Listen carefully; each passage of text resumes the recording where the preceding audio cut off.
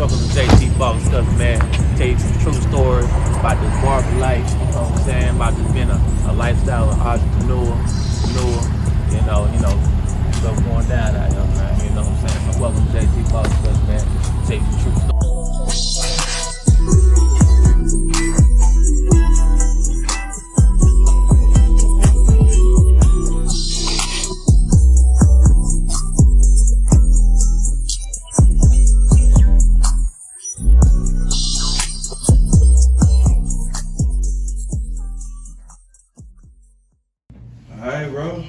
JT Boss Kutz, we in here, man. Ready.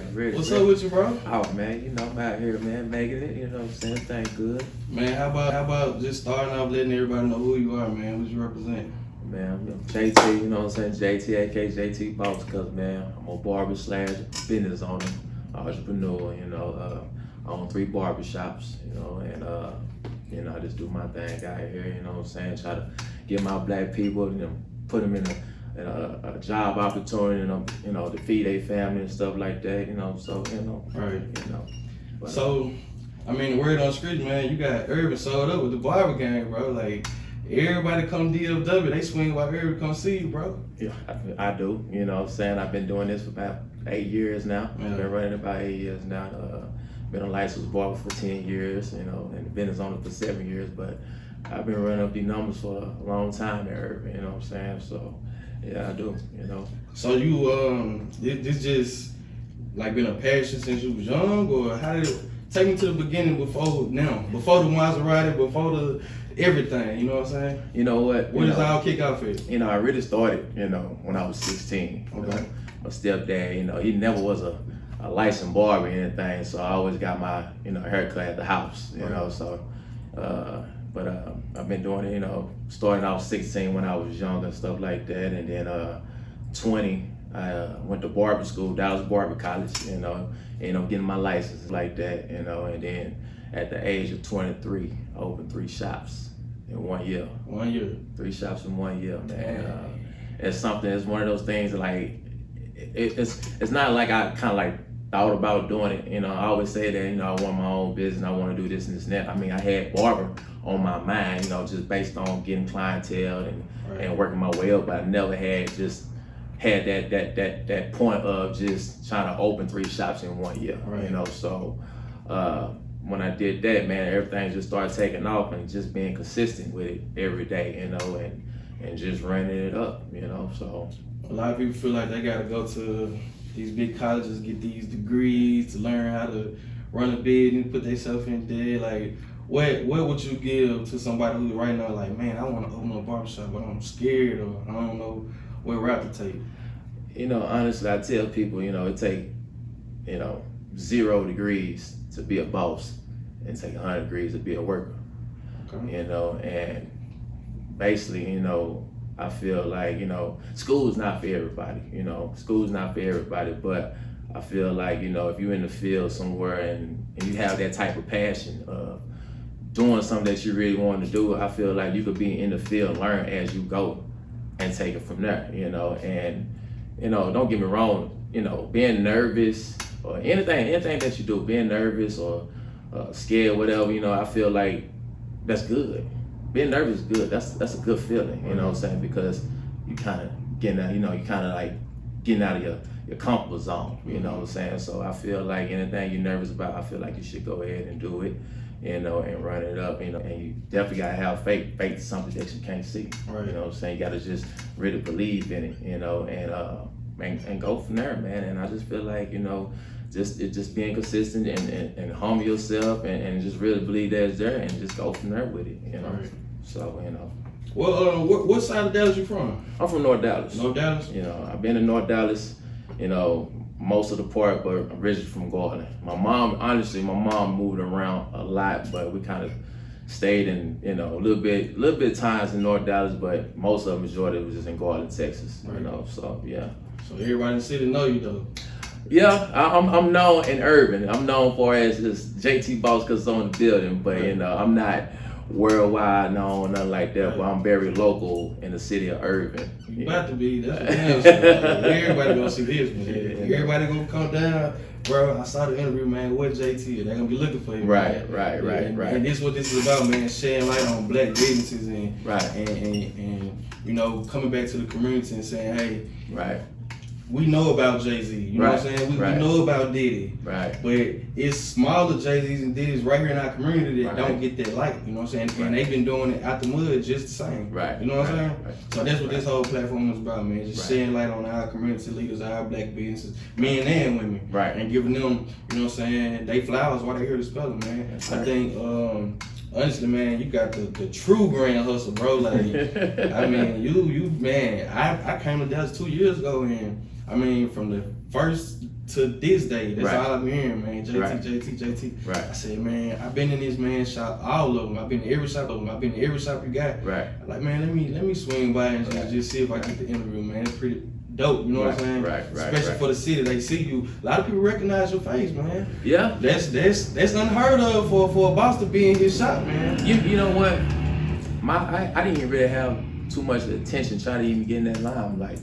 You know, a lot of people, you know, it's like I had, you know, Instagram followers. You know, I really wasn't even the type person to even get in social media, you know, and a lot of people telling me like, man, you need to get on social media, you need to start posting your work, start doing this and this and that. So I'm like, nah, I ain't really into all that. Right. But I feel like I really started getting on when, you know, me working in the other shops and stuff like that. I didn't like how different owners used to do certain things. So when I ended up getting my own, you know, getting flyers and doing different things, doing $5 cuts, giving back to the community, you know, and having that different avenue. Like, I had a lot of people hated me just even doing $5 cuts or try to eat. Hell, sometimes I probably do it for free. You know, this all depends, just to give back to the community and doing a little bit and bringing people in, because I already knew if I could do that and give a little bit, I knew everything, all the blessings was gonna come back. It was just gonna overflood and do a lot of stuff. So, you know, but honestly, man, I didn't have no type of attention to even try to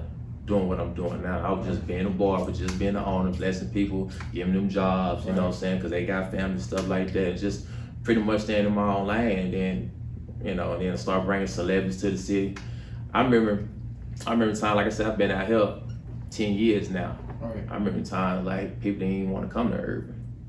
You know, they were like, police bad. You know, I ain't coming out there getting no haircut. I'm not gonna do this.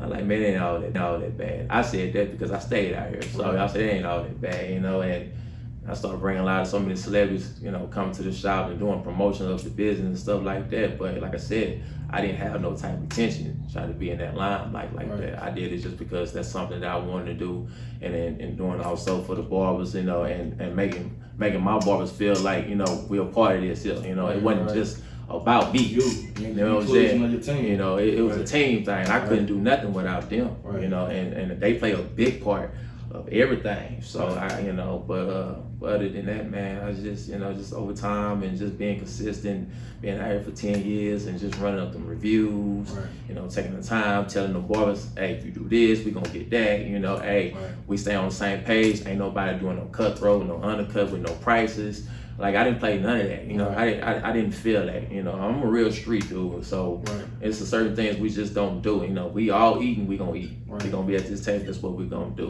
you know. Ain't nobody better than the other, you know. Anybody went against that, you know, I knew I had a whole crew, you know, as far as, you know, try to get everything organized, you know. And so that's what we did over time, over years, and just not really trying to be in that limelight too much or try to do extra. Just start coming over time. It worked, man. I mean, even getting me to sit here in front of you today, like, you know, you never came off as a over flashy guy. Like, you know, man, I want to be seen. I got it from the first day I met you to this day. You always been the same JT. You know what I'm saying? You didn't even know who I was. Just came in, shot, man, need a haircut. You made me feel like, hey, man, you know, you cool, bro. We don't care about where you from. You want a haircut, this is what you here for. Day to this, man, I can honestly say, bro, like, you've been the same way, you know what I'm saying? So, you said, you mentioned street.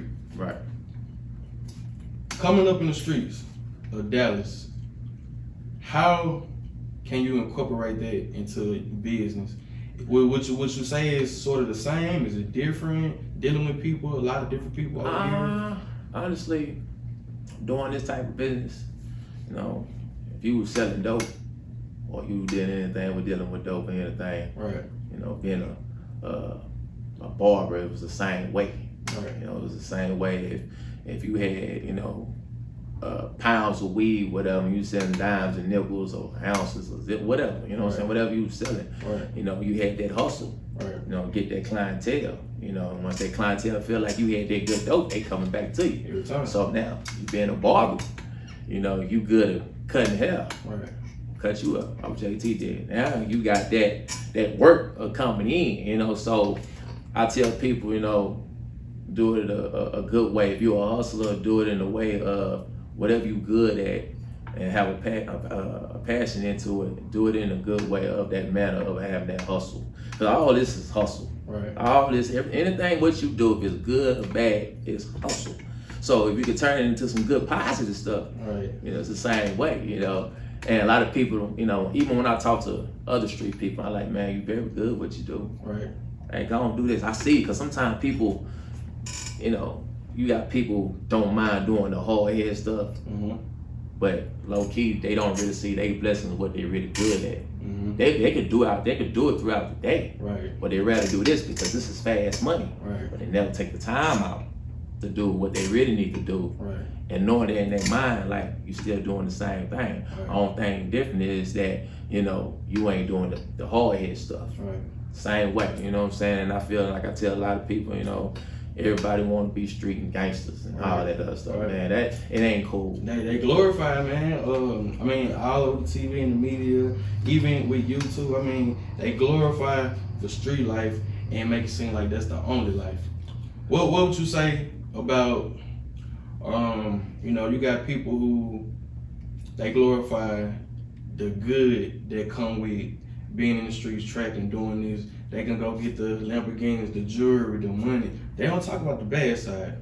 Tell me what you have, you know what I'm saying, witnessed and seen about the bad side that the people don't talk about. What comes with that life? A lot of stuff comes. A lot of, like, you better have, you know, jail, you know, somebody trying to get at you.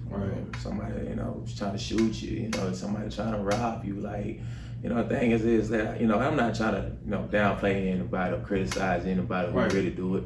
I'm not here for that. But at the same time, you know, when I see it, you know, everybody trying to portray gangsters, you know, being thugs or they shot people, you know. When you really living that lifestyle, you're really trying to get out of it. You know, I don't like the certain things that how people would try to portray it as, oh, you know, I'm in the hood with Lamborghinis and I'm staying in projects and all that other stuff. Like, that ain't the real. That ain't the real. That ain't the real at all. Real, they want to get out of that situation. They want to get out of it, you know, and a lot of people don't talk about that, but you gotta understand that type of stuff just don't sell on social media. Nobody won't talk on social media. Nobody won't talk about none of that. We want to look hard and tough, you know, and we got this. But when you really do it in real life, and you ain't built for it, you know, you get the snitching. You know, you go to jail, you can't get no bond, you know, all that other stuff. So, you know, I don't, you know, it's a lot of things, you know, I just tell people, like, that ain't what it is on that bad side like that. You know, I'm here to just talk about the real. This ain't scripted. I'm talking, you know, real shit, you know, as being coming from that lifestyle, you know, and another thing about it, you know, I can sit here and talk about stuff that I done, but that ain't gonna be enough motivation. You know, I don't really wanna even just tell people about that. You know, if I feel like if you're doing it, find another way, another avenue, or doing something positive, what you're good at. Because, like I said, when it goes back down to hustling, you know what I'm saying, and you know, and do some good out of it. Because at the end of the day, man, it ain't all crap that what you think it is. You know, so makes sense, man. What would you say as far as being a boss? Because a lot of people think being a boss is physical. I believe it starts mental way before anything physical. What's your take on that? A true boss, putting people in position to win. And you know what? You got, you know, I feel like I don't even really call myself a boss. I call myself a leader.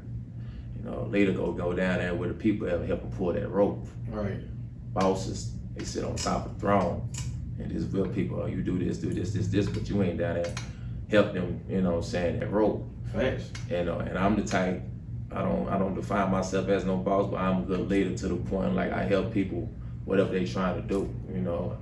I could show you where the water is, but I can't make you drink. Right. You know, so you know, that's one thing that I feel like boss. That's a very, very, very strong word. Now, don't get me wrong. You got certain people use boss as far as like I done bossed up and I got what I got. You know, and you know nobody helped me to get what I got. You know what I'm saying? You know, you got different terms of that word. You know what I'm saying? But my word of a boss is, you know, is being a good leader. You know, being a young Black owner, an entrepreneur, you know, and you know, and let them see a different light of it, you know, and have a good, you know, that community and good people around you, you know, everybody build each other up and go from there with it. But other than that, man, I feel like bosses are very, like I said, it's the way you use that word and how people take it in and how other people use it. But for me, as that definition, this is about being a good leader. Good leader, and I totally agree with you. I mean, like I said, very seldom do, not just a barbershop, any business establishment, do you go in and see the CEO of that company in there working with his employees. You know, one thing I can say, you know, I've been a licensed barber for 10 years. Right. Now, shoot, I own 3 barbershops, right? So my thing is, you know, I come here every day. I work with my barbers. Now they know I'm the owner. They know I'm the boss. Right. You know, I don't try to flash or do anything like that because I want people to see a different way of, yeah, you can have your own stuff, but you can still work in your establishment. Right. You know, being a boss doesn't mean that you, okay, you know, it don't have to always be that you put people in there, let them work for you and stuff like that, and you just come around, pick up money or you know, you pay them high up, you know what I'm saying? Right. You know, I come here and work just like they work. Right. You know, I come in here and do the exact same thing what they doing. I don't have nothing. I try to put it out there, look like I don't have nothing. You know, I'm no better than the next person. Right. You know, I show that the other side of me, like I did it, you can do it. Right. You know, you're a Black man in America. You know what I'm saying? You might got felonies or not have no good credit. You know, all that extra stuff. I'm still here. I'm showing you that. Right. You know what I'm saying? But sometimes people don't see it that way. You know. And right now, more than anything, man, like that's the kind of message that we need to hear in America. Like with all this going on with George Floyd, our Black, you know, women and men being killed and you know, criticized and just, man, it's a crazy world right now. So actually being able to put that type of positivity in the world right now is really, really good. Right. Really, really good. Right. How many people would you say, just roundabout number, that you reached back and at least tried to help, you know, give a job to? I reached out to a lot of people. You know, I got, you know, honestly, one thing I can say, I didn't reach out to a lot of people. I didn't help out a lot of people, and by me doing this for damn near 7 years as a Black business owner, you know, I could say people just went and left my shop and went and go do their own thing. And a bunch of people, I say 3 people. You know, you get a lot of people, you know. I feel like the hardest part in my lane right now as a Black owner is try to get my people to cooperate sometimes, or try to let them see a different light and don't be crabs in the bucket, because that's one of those situations that could be a hard thing for a Black owner, because they see, oh, you got this, or I gotta pay you, or you driving a Maserati, or you doing this and this and that. They see it in a negative way. Right. But they don't see, you know, I was in the same situation where you was at. Right. The difference is, you know, I didn't bitch about it, cry about it. I knew nobody was gonna give me nothing. So, you know, living in this, you know, American world and the way things are, you know, I feel like I had my back against the wall, so I had to go run it up. You know, and that's what I try to tell them. But at the same time, you know, I could just really say 3 went to go do their own thing, and you got the ones, you know, some stick around, some leave, you know, and most times that'd be, you know, of jealousy or hate, and everything else come along with it, you know. But everybody not meant to be, you know, a CEO of a company. You know. Some people just have to work. You know? Yeah, that is true. That is true. I think in our community right now, with the financial stuff going on, the COVID-19 stuff going on, the police brutality going on, it's so hard to stay focused, man. And so, you know, being around your employees on a day in, day out basis, they see you, like you said, some see it in a negative light, some see it in a positive light. Your whole perception with that is, I was where you are, this is what you can get if you stay focused. You can get further, you know, if you stay focused. Mm-hmm. I couldn't imagine you want to see nobody that you reached out to doing bad, right? Mm-hmm. What would you say, especially when COVID-19? Because I remember when it first kicked off, I remember being in your shop and we was watching the people on TV at Walmart buying out the shelves. How did that affect your business overall from the peak until the governor opened back up Texas again? How did that affect you? Honestly, you know, in my mind at that time, I wasn't thinking we was gonna shut down. Right. Honestly, you know, I'm like, man, you know, matter of fact, I was in the barbershop talking to my other bar. I said, they ain't finna shut us down. And I'll be damn next day, like, all barbershop salons gotta close down. Right. I said, oh man, you know, things getting a little bad. So, you know, everything that had to close down and stuff like that, you know, I'm thinking as a business owner, like what's next? Don't know how long we're gonna be shut down. So, you know, going through all that, seeing all that, you know, and you got barbers, you know, they depend on that. That's how they eat. That's how I eat, you know, as you know, needing them and customers needing us, you know, as far as everything else. So I didn't know, like when all this happened, I didn't know what was gonna happen, or what was going on, or what was gonna be next. You know, I just took it day by day, you know, and try to figure out, you know, what's the next game plan, you know, and then going through all this shutdown stuff, I ain't gonna lie, it gave me enough time to think about what was very important.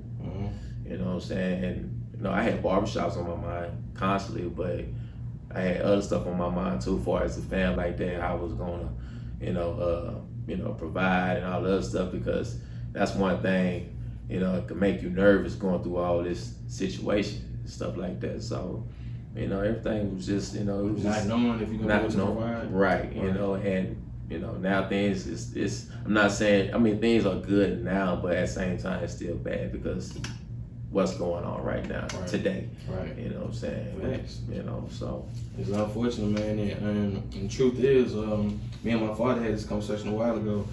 The way I was raised and the way a lot of black people are raised, we don't teach our children to go get skills. We teach them go to high school and then go to college. Right. And so your mind is conditioned when I get out of high school to go to college, and you putting yourself in debt before your life even really gets started. Right. When something like this happens and your job gets shut down, you have no skills to make it. Right. We don't live in the world no more when it's who you know, it's what can you do for me? Basically. Can you fix my car? Can you cut my hair? Right. Can you build me a house? Right. So without having some type of technical background, man, a time like this, a lot of people is out, man. That's not your problem. That has to be a good feeling, a blessing to know it's messed up, you know, but you and your family will be able to sustain, and you can still provide jobs for who you can provide jobs for. Right. Right. You know, and honestly, the crazy thing about it, I had money stashed. Right. I didn't want to use it. Right. You know, because I felt like, well, you know, I'm used to hustling, making my money off my business. I'm used to not looking at that money like that. You know, I'm looking at it like I don't have no money. Right. But honestly, though, you know, when I did not know if the business was going, I didn't know when the government gonna say, okay, we can get back into business. Right. You know, and honestly, you know, true story, you know, I closed one of my shops down because, you know, the landlord wanted rent. He wanted rent money. You know, he wanted $2,500, you know what I'm saying, each month. And I told the landlord, I said, well, you know what, I'm not gonna pay that because I'm not in a position making no money. Right. So, you know, I ended up getting kicked out for that. Now we're in the new shop. Right. You know, and the thing is, it wasn't even about the money. You know, the principle, it wasn't really about the money. It was about, I can't do nothing. You know, that's how I make my living. Right. You know, and so for you to go out your way and say stuff like that to me made me feel uncomfortable. So I feel like, okay, well, if I ain't gonna pay you, you know, I'm not gonna pay you. I already know you gonna kick me out. Right. So we end up getting this right here. Now I got this during the quarantine. Now still in my mind. Right. I don't know when we gonna open up for business. Right. I ain't know when we was gonna open up, but I did anyway. The other landlord, he kind of, you know, he worked with me and stuff like that. So while I'm up here building everything up inside this shop, whatever, you know, 2 weeks later, we opened up. And then when we open up, man, it just people coming in.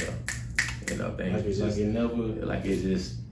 Listen, man. You know, and God good though. Yeah, you know, absolutely, absolutely. Especially when you put positivity out in the world, man. Like I said, it's not just looking out for yourself. You have others that depend on you. Right. Man, they need a place to come to. Right. Everybody don't have their own barbershop. Some people definitely not gonna cut out their home when they don't feel comfortable. Right. You know, so whatever JT does is gonna decide what everybody else do. You know?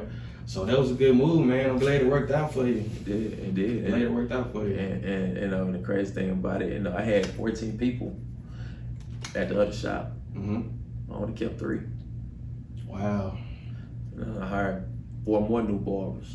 You know, we only been open for less than a month. Now, I'm thinking about, well, you know, I didn't open up a new shop. You know, I could have been, you know, down there not almost close to my last, but you know, running a business, opening up a business costs you $15,000, $20,000. You know, so trying to use some of that money, you know, besides just trying to save and don't know what's gonna happen, but I ain't no risking it. You know, so out of 14 people that I had, you know, some people I let go, some people I didn't want to come back, some people wanted to come back, but I didn't want to deal with the negative energy, so I kept 3. You know, 3 came, and then I ended up getting 4 more. You know, so you know, I did all that in 3 weeks. Yeah, I mean, the building, the employees, setting it up. I mean, when I pulled it up, I thought you had been. This was one of the shops I didn't know about, man. Right. Ain't cut. I mean, everything is up and running. Right. That's good, man. That's a blessing. Yeah. So a lot of people gonna be watching this video, man, and they want to get to know you as a person outside the barbershop. What is a day in the life for JT when he's not in the shop? Father, brother, uncle, man, like what you got going? You know, I got 2 kids, and I have a 12-year-old and I got a 5-month-old. You know, when I'm not in the shop, I spend time with my kids. You know, most time I go to the lake. You know, get my mind right. You know, that's where. Matter of fact, me going to the lake. You know, before all this, that's where I used to, you know, try to think. You know what I'm gonna do. You know, so now I still do this to this day. You know, so I take my kids there, or you know, I do fun things. You know, and honestly, man, you know, I only take 2 days. You know, I take 2 days out of the week. You know, spending time with my kids and stuff like that. So you know, it's mostly when I'm off. It's just really just tend to the kids. I don't really. I mean, I do the clubs and everything else, which is cool, but I really be on that, trying to. What's next for me? Saving money, you know what I'm saying? Open up more business. What's next for me? Or try to pass stuff down to my kids, you know, and you know, just thinking long term than short term, you know. Absolutely. So yeah. Cool. So with the kids, man, you know, I know you say you got a 5-month-old, so that particular child, you know, you got a 12-year-old, right? Yeah. Daughter. Right. I got a 12-year-old son. And I got a 12-year-old son, 5-month-old daughter. Yeah. So your son. Man, I can only imagine you love dad, man. Yeah. He's got the coolest dad in the world. Right. Yeah. I have a son. I have a 7-year-old son. Right. I'm scared, man. As a father, African Americans, like you know, our children as well as us, like we born with stripes on our head. Yeah. And living in this world, man, having a father who knows how things work, hands on. What information were you proud to be able to pass down to him, and what information are you going to pass down to him as far as being able to make it, always having a job, you know, take care of yourself, things of that nature? Well, you know, when I was growing up, I ain't really too much have a consistent father figure. I ain't had nothing passed down. You know, I'm the first in my family on the business. I'm the first even drive even a foreign car, you know, anything like that. So I'm the first to do a lot in the family, you know. So it's a lot of things how I was growing up, you know. So there's the do's and the don'ts that I didn't want to do nothing like that. So when I had my son, you know, when he got a little older, you know, I teach him about money, value of money. I teach him about credit. You know, a lot of people don't really teach their kids about credit. They don't even teach that in school. So you know, for me, just went through all the bullshit, the headache, you know. I try to don't let my son go through it or my daughter go through none of that. So now I'm in a position to have all this. I want something to pass down to them, you know, let them see something different, You know what I'm saying? Because they told us, I see me just being a father and just being in a position to even to give them that made me feel like a good dad, and when my son, sees that as, by him being older, by him seeing that, he see, like dad take care of business. Right. He could look up to that. My daughter, she's still young, but older she gets, she start understanding, realize like, daddy been taking care of business. He been passing stuff down. He did this. Right. And I don't really, honestly, I ain't never put that job thing in my son's head. We don't even talk about like job stuff like that. I asked him what you want to do. He was like, well, I want to go play basketball. I want to be like LeBron or Steph Curry and stuff like that. And I'm like, well, what if that don't work? He never said nothing about rapping, nothing like that. But he was like, I said, well, what about you running daddy's shop or being a barber? And I think when he was young, I used to take him to the shop every day. Right. Now it's like I can't say he hated, but he don't want to come to the shop because he been coming through it and doing it so much, coming with me, sitting in the shop all day. Right. He want to watch me cut hair and stuff like that. So I remember one time, I was rocking a bald head and I told my son, I said, grab them clippers. I'm like, what is that? Just teaching them the basic fundamentals. Right. He was like, when you grab them clippers, I said, oh, you natural with them. I said, you grab these clippers like first, you better get over. like you just natural with it. Right. And my son, like, he's like, well, Dad, I want to be like you when I grow up. I said, okay. So while he been 12, I keep him on my hip, and teach them a lot of stuff that what I know, teaching them about credit and saving, right. all that good important stuff like that, little small stuff by him coming around and seeing, little stuff about business. I know he's not old enough to comprehend a lot of, but he can see. Right. He can see, I mean, at 12, this year he'll be a teenager or next year? Next year. Do you ever take him to school in the car? Yeah, I do it sometimes. I do it every now and then. Right. I do it every now and then. The girls be on him? Yeah, and honestly, since you brought that up, he got this little girlfriend. I'll be telling, say, hey man, don't worry about girls right now. Slow down. Just worry about something else. Yeah. So he be always talking about his little girlfriend and stuff like that. Saying, just slow down off that a little bit. But right. Hey, Hey man, like I tell my son's mother, the way we live in now, man, a lot of things that didn't pass when we was coming up is passing now. So hear my son even be interested in a woman, I'm glad. Right. You know what I'm saying? I agree with you. Don't put 100% focus on it right now. You're young. Right. But I am very happy to see that my son's interested in a woman, being a male, interested in a female. Because, man, TV will fool you kids these days, man. Yeah, they look up to that social media stuff. It's wild, and it's hard to control it. It's everywhere. Yeah, because it's a style. They see a celebrity or a kid, whatever, teenage kid, they see clothing or these piercing, tattoos all over their face. They like, they see it like they look up to that. Right. So it's kind of hard though. Mm-hmm. It's kind of hard trying to get these kids like, oh, Dad, you old. You don't know what you're talking about. Oh. Mm-hmm. Right. You know what I'm saying? So it's hard to tell the kids not to, look at it that way, but it's just what it is, how this world's operating right now. And we can just try our best to try to keep them straight and level-headed, and just being around. I feel like that plays a big part. Then most kids don't have a father figure, and then that's all they see, or they stuck with their mom, and don't have a father figure in the house, and they just see social media, and it's kind of like, you don't know what you're gonna get out of it. But in your time, 10 years. You say 10 years you've been licensed, right? 7 years been owning shops. If JT today could go back 10 years ago and talk to JT then, what would he say?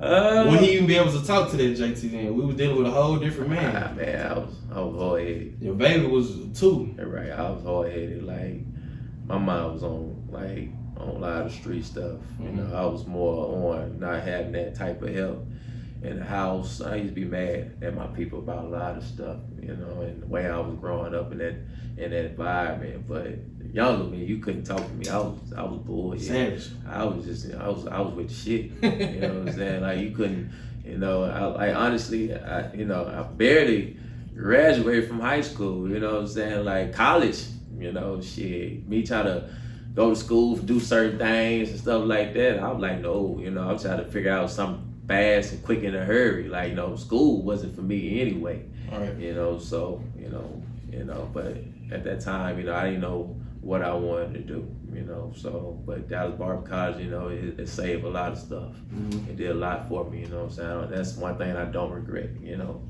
So, but yeah, man. But the young JT, you couldn't talk to him, man. You couldn't tell me shit, especially when I'm out there in the streets like that. Right. Coming on a messed up environment, like right. shit, dog. Right. It's more survival mode for me right now. I'm trying to eat. Right. So you never thought then you would be where you are now. Nah, you man. You wanted to be there, but you never thought it would actually happen. I didn't honestly. You know. Even when like 16, that's when I started picking up the clippers. Mm-hmm. You know, like I said, I had a stepdad. You know, my brother and sister had the same dad, but my stepdad, he the one who was cutting out hair, right. but he wasn't licensed or he didn't go to school for nothing. Right. So he just knew how to cut hair. So I just kind of picked that trade up, but I didn't take it serious. Right. Now my grandmother was like, "You good at it? I think you should go to school." Like, nah, I don't want to depend on people. You know, that I'm already having a messed up vibe towards because. Me depend on people right now in a bad situation, then you talking about going to barber school, and I'm looking at depend on people because if I cut their hair, I got to depend on them to pay me. Right. You know, so I'm looking at that all jacked up, you know, all messed up, whatever. So, you know, I ain't have a good look on it like that, you know. So, you know, I turned 20, you know, and then it was just takeoff season, you know. But I can't lie to you though, man. You know, matter of fact, I think I was about 18, and I was staying in Richardson, and man, I had the whole apartment complex sold up. I'm talking about long stench cars, or Crisco oil, or regular shower towels that you bathe with, you know what I'm saying, what you dry off with, whatever, you know, and using that, having a regular old chair outside in the heat on the porch, man. I'm talking about doing $5, $10 cuts in the apartment complex, you know what I'm saying? Doing the food with it, and it took a lady told me, she like, you need to go to school to do this. Like, you're very good. Like, you got the whole apartment complex to come to you, even though you got licensed barbers around the neighborhood. Right. But you doing it in the apartment complex for little or nothing, and you good at it. Still didn't take it serious. I still didn't take it serious. So the whole complex still. I was like, man, I'm just taking somebody. Yeah. But you couldn't. You know, I only had 3 jobs in my life. Wow. 3. And honestly, I got fired. You know, being late, couldn't be on time. I didn't like nobody telling me what to do. Mm-hmm. So that right there, you know, my last job was Home Depot. And it was a lady been there for 30 years. I'm like, I asked her like, how you can do this for so long? Mm-hmm. Well, I like it. That right there dawned in my head. Well, I hated this. Right. You know, lifting all this heavy stuff, breaking my back. I hated this. This ain't for me. You know what I'm saying? I can't do this shit. After those 30 years. So I was like, you know, that elderly lady told me, say, you just gotta find something what you good at, what you passionate about. Right. And ever since then, shit, I ran with it. And ever since I ran with it, but not even really thinking so hard into it. I feel like it just naturally came to me, you know. But yeah, man, that's what it was, you know. Cool, man, cool. So I ain't gonna hold you up too long, man. Listen, like I said, a lot of people gonna be watching this, right? And a lot of people. I mean, you already, like I said, you got the whole Irving sold up, man. Right. But even more people gonna come in. What message do you want to leave for the community, for other barbers or young men or women who are inspiring to go get their license and see you and what you've done? Well, you know, I feel like, you know, if you got a passion for it, what you're doing, go for it. You know, you love what you do, go for it. Don't do it just because, you know, it's fast money or it's quick. You know, so I just want to do it because it's quick money. I don't really have no passion to it. So I feel like if you don't have no passion to it, you're not gonna really survive too long in this field. Even with being a barber or a business owner, you gotta have passion for whatever you do. Just don't. This is a trade. This is an art. Right. Everybody can't cut no hair. Facts. You know, you gotta know how to fade. You gotta know how to get that liner right. You know, there's a lot of things come with it. You know, so you know, I feel like if this what you gonna do, you know, I feel like you have some passion to it and take it serious. This is an art. you know, and this is how people wake up. They, you know, when they wake up in the morning, first thing they look at is their head. Like, I need to go get a haircut. Right. They depend on you. Right. Get ready for the corporate world, whatever they got to do, you know, whatever they need to do. You know what I'm saying? So, yeah. So. Anybody pulling up beside the Maserati gonna leave you? You don't want no smoke? Nah, they don't want no smoke with that, man. You know? Man, let the people know where they can find you, man. Man, you can find me over here at JT Boss Kutz, man, in Irving Texas over here, man. My Instagram is JT's Boss Kutz. Facebook is JT's Boss Kutz. Y'all can look that up, man. I'm over here in Irving, Texas, you know, so. What's your new address? The address is 2930 West Irving Boulevard, Irving, Texas, 75061. All right, man. It was nice talking to you, bro. Goddamn, bro. Let me see how this shit look. Goddamn, bro. That shit finna go ahead. That shit was the real.